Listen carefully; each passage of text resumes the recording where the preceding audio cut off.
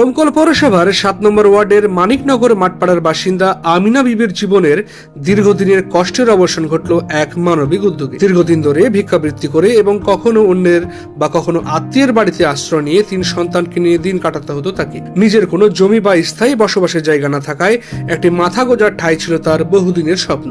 আমিনা বিবির এই অসহায় অবস্থার কথা জানতে পারেন এলাকার বাসিন্দা খোদাবক্স মণ্ডল। তিনি ডোমকলের সমাজসেবী আব্দুল আলিম বাপি বিষয়ের সঙ্গে যোগাযোগ করেন। তারপর তাদের যৌথ উদ্যোগে আমিনা বিবির জন্য জমি কিনে সেখানে একটি নতুন টিনের ঘর নির্মাণ করা হয়। রবিবার বিকালে আনুষ্ঠানিকভাবে সেই নতুন ঘরের উদ্বোধন করেন সমাজসেবী আব্দুল আলিম বাপি বিশ্বাস। অনুষ্ঠানে উপস্থিত ছিলেন এলাকার বিশিষ্ট ব্যক্তিবর্গ এবং স্থানীয় বাসিন্দারা। অতিথিদের ফুলের তোড়া দিয়ে সংবর্ধনা জানানো হয়। পরে ফিতে কেটে নতুন ঘরের উদ্বোধন করা হয়। এদিন বাপি বিশ্বাস কার্গিল বিজয় দিবসের গুরুত্ব তুলে ধরে সমাজের অসহায় ও দুস্থ মানুষের পাশে দাঁড়ানোর আহ্বান জানান। নিজের নতুন ঘর পেয়ে আবেগপ্লুত হয়ে পড়েন আমিনা বিবি। তিনি কাঁপা কাঁপা কণ্ঠে বলেন, এতদিনের সন্তানদের নিয়ে অন্যের দুয়ারে আশ্রয় নিতে হয়েছে, কিন্তু আজ নিজের একটি ঘর পেয়ে তিনি নতুন জীবনের স্বপ্ন দেখছেন। এই মানবিক উদ্যোগের জন্য আব্দুল আলিম বাপি বিশ্বাস ও খোদাবক্স মণ্ডলকে আন্তরিক ধন্যবাদ জানিয়ে তাদের সুস্বাস্থ্য ও দীর্ঘায়ু কামনা করেন তিনি। আপনারা দেখছেন নিউজ 4 বাংলা। বাপি ভাইয়ের কাছে গিয়েছে, আমি জানি না, আমি তাও জানি না বাপি ভাইয়ের কাছে গিয়েছে চাইছে।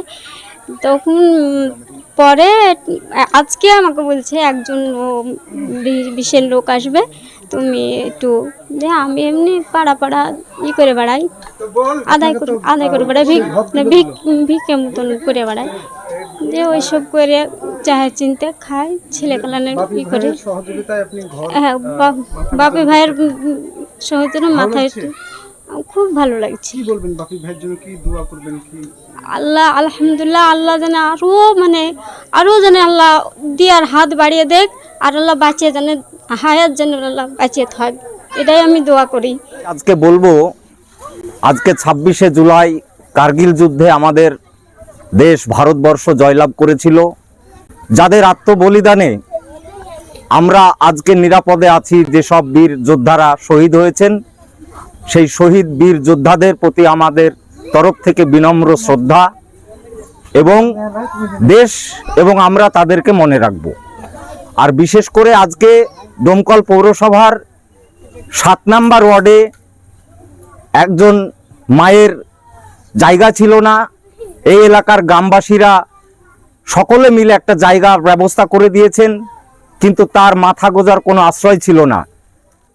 খোদাবক্স ভাই এই খবরটা আমাকে দিলে, ওনার তত্ত্বাবধানেই সেই মায়ের মাথা গোঁজার আশ্রয় আমরা করে দিতে পেরে সত্যি গর্ববোধ হচ্ছে।